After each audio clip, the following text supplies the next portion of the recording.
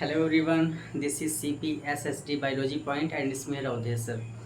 और बेटा जिस टॉपिक पे हम लोग बात करने वाले हैं, हम लोग के डिस्कशन का जो टॉपिक है वो है हमारा pollen pistil interaction.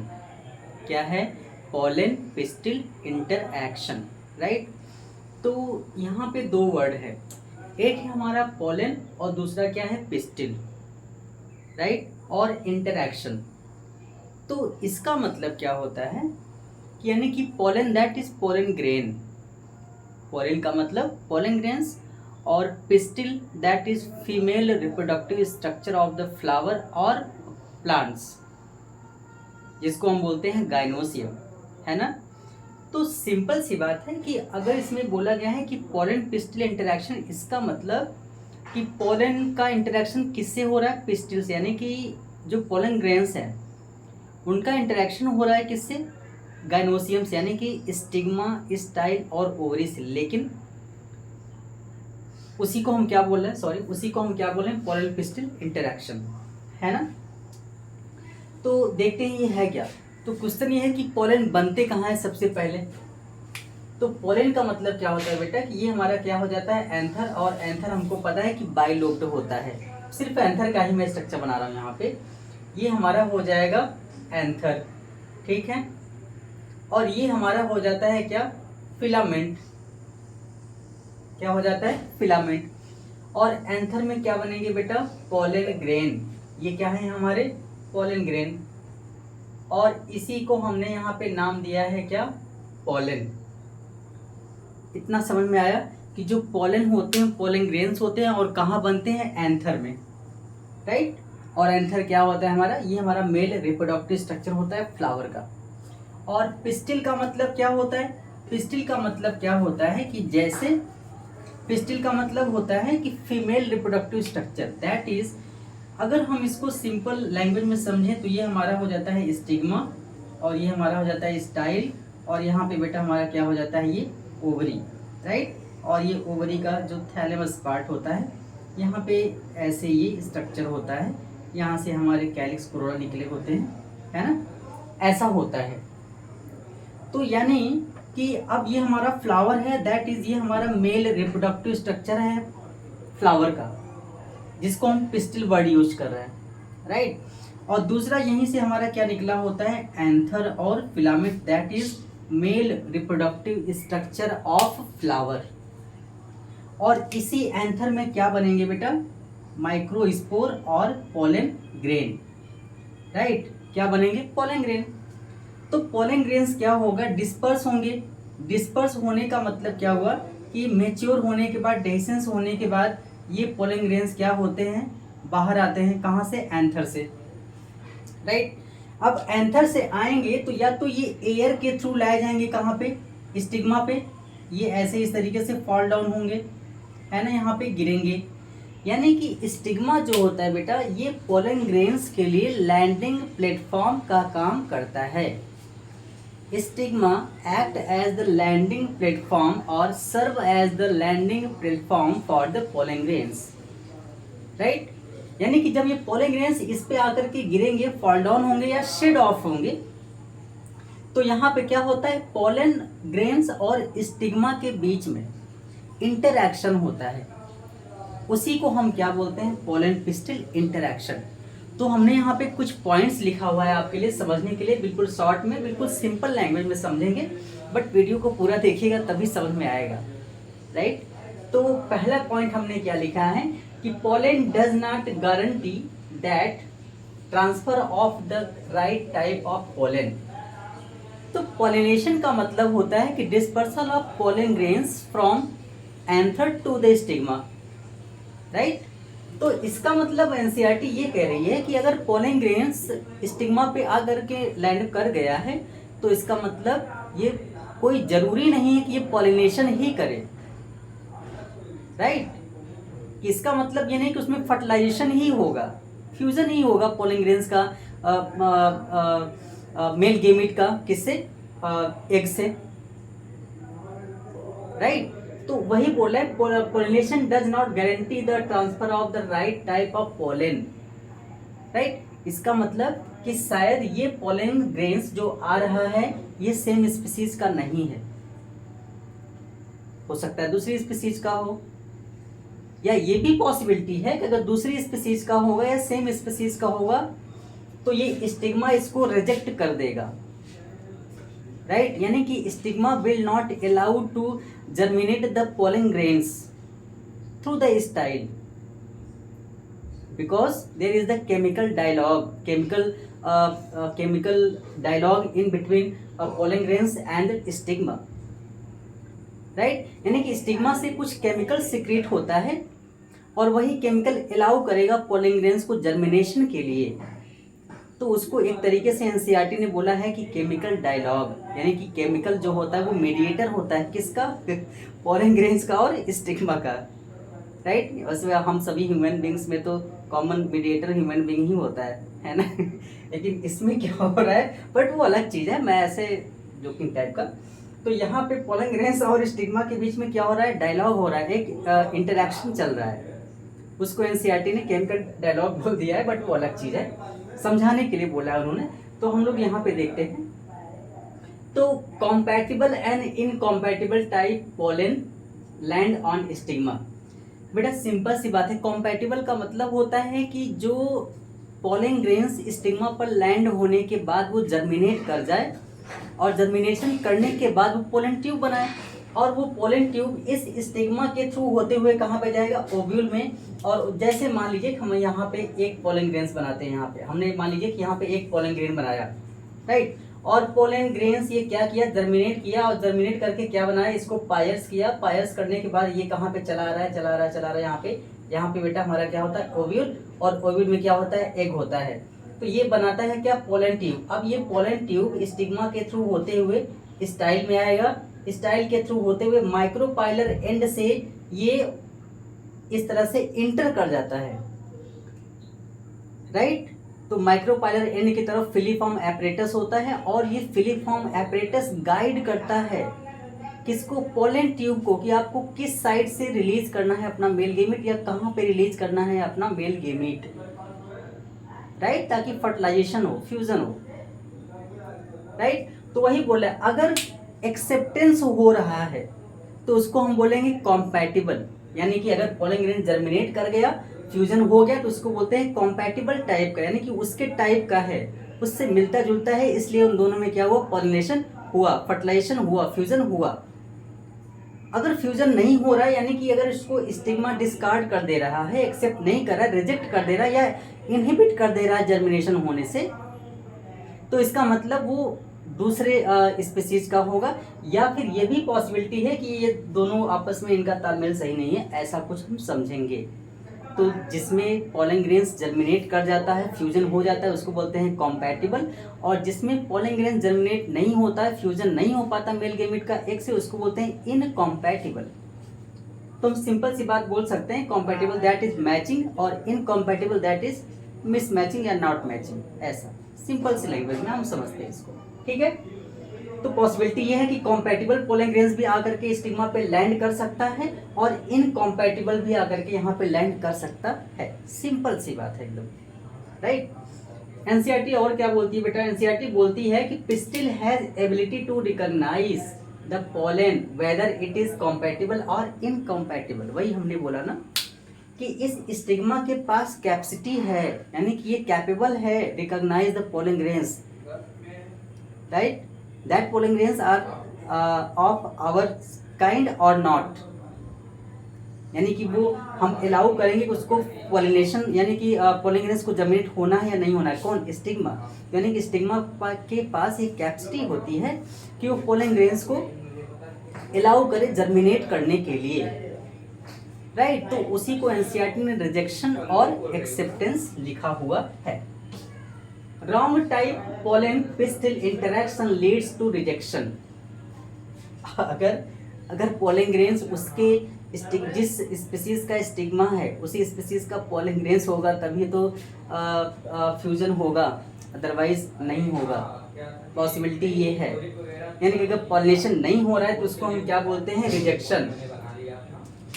Pollen grain germinate नहीं कर रहा है तो उसको हम क्या बोलेंगे, रिजेक्शन, फिर वहीं पे क्या बोल रहा है कि acceptance and rejection is a chemical mediated dialogue, यानी कि पोलन ग्रेन्स और स्टिग्मा के बीच में एक केमिकल डायलॉग होता है, यानी कि उनके बीच में एक केमिकल इंटरेक्शन चलता है जिसमें पोलन ग्रेन्स स्टिग्मा को पायस करते हुए जर्मिनेट करेगा और अपना मेल गेमेट ओव्यूल में रिलीज करता है माइक्रोपाइलर एंड से, और फिलीफॉर्म ऑपरेटर्स उसको गाइड करता है ना। तो ये बोला जा रहा है।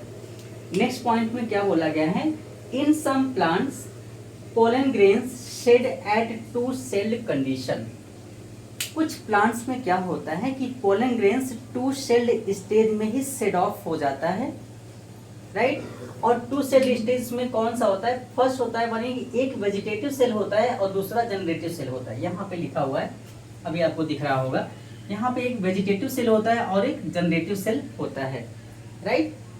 तो इस कंडीशन में क्या होता है, अगेन बोल रहा है कि जनरेटिव सेल जो होता है, ये जनरेटिव सेल, राइट, ये जनरेटिव सेल क्या करेंगे, डिवाइड करेंगे। डिवाइड करने के बाद क्या बनाएंगे, मेल गेमीट, यानी कि टू मेल गेमीट बनाएंगे। कौन, जनरेटिव सेल, राइट। तो ये जो दो मेल गेमीट बनाते हैं during the growth in stigma, ये कब बनाएंगे, जब कोई पोलन ग्रेन्स जा करके स्टिग्मा पे लैंड कर रहा है, राइट। लैंड करने के बाद ये जर्मिनेट करेगा, बनाएगा पोलन ट्यूब, और इसी पोलन ग्रेन में आपने पढ़ा होगा, ये हमारा होता है जनरेटिव सेल और एक होता है वेजिटेटिव सेल। तो इसमें जनरेटिव सेल क्या है, डिवाइड करके क्या बनाती है, टू मेल गेमीट बनाएंगे। मान लीजिए ये हमारा पोलन ग्रेन्स है और जर्मिनेट कर रहा है, जर्मिनेट करने के बाद यहाँ पे ये टू मेल गेमीट अंदर ही इनका डिवीजन होता है, यानी कि एक मेल गेमीट यहाँ पे और एक मेल गेमीट यहाँ पे, आप देख पा रहे होंगे, राइट। अब ये दोनों क्या कर रहे हैं, यहाँ पे चलते चले आ रहे हैं, चलते चले आ रहे हैं, यहाँ पे ये पोलन ट्यूब के थ्रू ये आ गए यहाँ पे, राइट। ये देख रहे हैं ना, ये यहाँ पे ये खिसकते हुए चलते चले आ रहे हैं, लाए जा रहे हैं, और आते आते आते आते कहाँ पे, यहाँ पे माइक्रोपाइलर एंड होता है। आपने माइक्रोस्पोरोजेनेसिस यानी कि पोलन मेगा स्पोरोजेनेसिस में हमने बताया हुआ है ये, राइट। क्या बताया हुआ है कि ओव्यूल का जो स्ट्रक्चर होता है बेटा हमारा, यहाँ पे ये ओव्यूल का सिंपल स्ट्रक्चर है, और ये वाला एंड जो होता है हमारा, ये होता है माइक्रोपाइलर एंड। इसके जस्ट अपोजिट क्या होता है, यहाँ पे चलाजल एंड होता है। आपको अगर याद आ रहा हो तो यहाँ पे दो सेल होंगे जिनको हम सेंट्रल सेल बोलेंगे, यहाँ पे हमारा एक सेल होता है, दो साइनेर्जिस सेल होते हैं, और इसी में क्या होता है, फिलीफॉर्म अपरेटस होता है, और इसी माइक्रोपाइलर एंड से ये पोलन ट्यूब क्या कर रहा है, यहाँ पे इंटर कर रहा है। इंटर करने के बाद ये अपना मेल गेमीट यहाँ पे रिलीज करेगा, राइट। उसी को बोला जा रहा है कि ये जनरेटिव सेल डिवाइड करेंगे और दो मेल गेमीट बनाएंगे। कब बनाते हैं दो मेल गेमीट, जब पोलन ट्यूब का फॉर्मेशन होने लगता है। पोलन ट्यूब यहाँ पे जर्मिनेट करेगा, और जर्मिनेशन जब होता है तो इसी पोलन ट्यूब में ही जनरेटिव सेल डिवाइड करके टू मेल गेमीट बनाएंगे, राइट। यानी कि जब पोलन ट्यूब बनता है तो उसी पोलन ट्यूब के थ्रू इनका क्या होता है, डिवीजन होता है। किसका, जनरेटिव सेल का। जनरेटिव से उसी पोलन ट्यूब में ही डिवाइड करके टू मेल गेमीट बनाएंगे, और किससे फ्यूज करते हैं, एग से, राइट।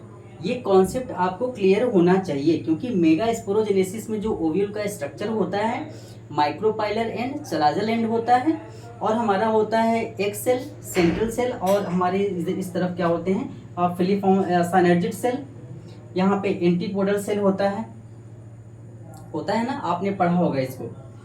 तो ये पोलन ग्रेन्स, ओके, उस टाइम पे इनका डिवीजन होता है। तो नेक्स्ट पॉइंट क्या बोला जा रहा है, in some plants pollen grain shed at three celled stage. किसी प्लांट में क्या होता है कि ये टू सेल्ड स्टेज में शेड ऑफ हो जाते हैं, और किसी में थ्री सेल्ड स्टेज पे पोलन ग्रेन शेड ऑफ हो जाते हैं या डिस्पर्स हो जाते हैं, राइट। तो अब क्या होता है कि अब ये pollen grains three cell stage पे क्या होंगे, शेड ऑफ हो जाएंगे। तब क्या होता है, pollen tube carry to male gamete. Again pollen tube का काम ही होता है, पोलन ट्यूब के थ्रू मेल गेमीट आकर के ओव्यूल में इंटर करते हैं माइक्रोपाइलर एंड से, राइट। ये होता है। Then after reaching the ovary, यानी कि पोलन ट्यूब जब ओवरी में पहुंचता है, enter into the ovule through micropyle, right. यानी कि जो ओव्यूल का स्ट्रक्चर होता है, आपने बहुत अच्छी तरह से पढ़ा हुआ है, आपको याद भी आ रहा होगा। तो माइक्रोपाइलर एंड से ये क्या करेंगे, इंटर करेंगे और इंटर वन ऑफ द साइनर्जिड, और एक साइनर्जिड में ये इंटर करेंगे और अपना मेल गेमेट रिलीज करेंगे, राइट। तो ये कॉन्सेप्ट होता है, यानी कि पोलन ग्रेन्स का फ्यूजन हो रहा है किससे, स्टिग्मा से। अगर उनके मैच का है तो कॉम्पैटिबल, और मिस मैच का है तो इनकॉम्पैटिबल टाइप का होता है, राइट। ये है। देन इसमें बोला ये गया है कि ये जो पोलन पिस्टिल इंटरेक्शन होता है कुछ प्लांट ब्रीडर्स के लिए हेल्पफुल होता है, ये पता करने के लिए कि पोलन ग्रेन्स और स्टिग्मा में फ्यूजन हुआ या नहीं हुआ, या पोलन ग्रेन्स जर्मिनेट किया स्टिग्मा के थ्रू या नहीं किया। नहीं किया तो क्यों नहीं किया, अगर किया है तो क्या रीजन है। सिंपल सी बात है, जिससे हमारी नहीं बनती हम उससे बात करना नहीं चाहेंगे सिंपल सी बात है ना, तो होता है ऐसा।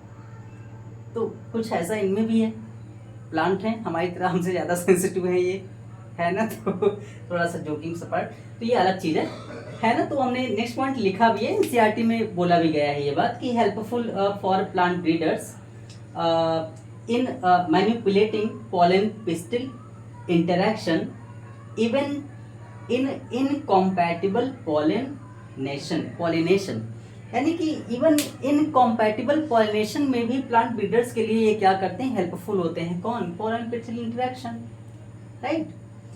टू गेट डिजायर्ड हाइब्रिड को पाने के लिए। सिंपल सी बात है, यही चीज़ें एनसीईआरटी में दे रखी हैं। और ये रहा आपका पोलन पिस्टिल इंटरेक्शन। बहुत टफ नहीं है, बहुत सिंपल है। सिंपल इसलिए है कि अगर पोलन जर्मिनेट कर पा रहा है स्टिग्मा के थ्रू तब तो ठीक है, कॉम्पैटिबल है, और अगर जर्मिनेट नहीं कर पा रहा है तो वो इनकॉम्पैटिबल है। और इसके लिए रिस्पॉन्सिबल कौन है, केमिकल डायलॉग होता है इन दोनों के बीच में, है ना। इंटरेक्शन हो रहा है, केमिकल इंटरेक्शन हो रहा है ना। अगर एक्सेप्टेंस हो रहा है, स्टिग्मा उस पोलन ग्रेन्स को एक्सेप्ट कर ले रही है, तो क्या होता है, जर्मिनेशन होगा पोलन ग्रेन्स का, तो कॉम्पैटिबल, नहीं होगा तो इनकॉम्पैटिबल, राइट। तो it's all about chemical interaction in between the pollen grains and stigma, right. तो नेक्स्ट पॉइंट में हमने एक पॉइंट और लिखा है आपके लिए कि यहाँ पे क्या होता है कि जैसे अगर हमें पोलन ग्रेन्स के जर्मिनेशन को देखना है, अक्सर ये प्रैक्टिकल का टॉपिक है ये, बट हम यहाँ पे डिस्कस कर दे रहे हैं आपके साथ। अगर हमें पोलन ग्रेन्स का जर्मिनेशन देखना है तो क्या करना होगा कि हमें कुछ प्लांट्स के पोलन ग्रेन्स लेने होंगे। वो हो गए पी, हमारे चिकपी हो गए, क्रोटेलेरिया हो गया, है ना, और बाल्सम हो गया एंड विंका। हम कुछ ऐसे फ्लावर्स के पोलन ग्रेन्स इकट्ठा कर लेंगे किस पे, ग्लास स्लाइड पे, है ना। ग्लास स्लाइड पे लेंगे containing a drop of sugar solution about 10%। वो जो शुगर सोल्यूशन होगा वो लगभग 10% नॉर्मेलिटी का होगा। हमने यहाँ पे इतना इंतजाम कर लिया। उसके बाद हम क्या करेंगे, after 15 to 30 minutes observe under microscope low power lens, है ना। यानी कि हमने इस ग्लास साइड में इन पोलन ग्रेन्स को रख दिया है, किसमें, जिसमें अ ड्रॉप ऑफ शुगर है कंटेनिंग 10% ऑफ नॉर्मेलिटी, लगभग इतने नॉर्मेलिटी का एक ड्रॉप हमने शुगर सोल्यूशन लिया है। और उस शुगर में क्या किया, हमने ये पी, चिकपी और क्रोटेलेरिया और बाल्सम एंड विंका का पोलन ग्रेन्स उसमें रख दिया है। तो 15 से 30 मिनट के बाद, लगभग आधे घंटे के बाद हम लो पावर माइक्रोस्कोप में देखेंगे, लेंस में देखेंगे, तो हमें pollen tube coming out of the pollen grain. यानी कि अगर आपको याद हो तो पोलन ग्रेन्स में हमने कुछ ऐसा स्ट्रक्चर बनाया था, आपने वीडियो हमारा नहीं देखा है तो आप जाके देख सकते हैं, है ना। यहाँ पे जर्मपोर होता है कुछ ऐसा, इस पोलन की कवरिंग होती है, अगर आपको याद आ रहा हो तो। यहाँ पे नहीं होता तो ये पोलन ग्रेन्स क्या करेगा, ऐसे जर्मिनेट करेगा, राइट। जर्मिनेट करता है तो ये आप इसके मेल गेमिट होते हैं, है ना। जर्मिनेट करेगा, अच्छा नीचे नहीं दिख रहा होगा, हो सकता है नीचे ना दिख रहा हो, सॉरी इसके लिए, बट चलिए हम इधर बना दे रहे हैं। ये हमारा क्या हो जाता है, यहाँ से ये क्या करेगा, पोलन ट्यूब जर्मिनेट करेगा, और जर्मिनेट करने के बाद ये इसके मेल गेमिट होते हैं, ये इस तरीके से माइक्रोपाइलर एंड में एंटर करते हैं और रिलीज करते हैं। बट आपको पोलन ग्रेन्स का जर्मिनेशन देखना है ना। तो ये होता है हमारा ओवरऑल पोलन पिस्टल इंटरेक्शन। बहुत टफ नहीं है, बहुत सिंपल है, इजी लैंग्वेज में हमने इसको समझाया है। और कहीं पे दिक्कत हो रही है तो इस वीडियो को फिर से आप पॉज करके बैक करके देख सकते हैं। आई होप ये वीडियो लेक्चर आपको समझ में आया होगा। Wish you all the best, have a nice day and thank you so much.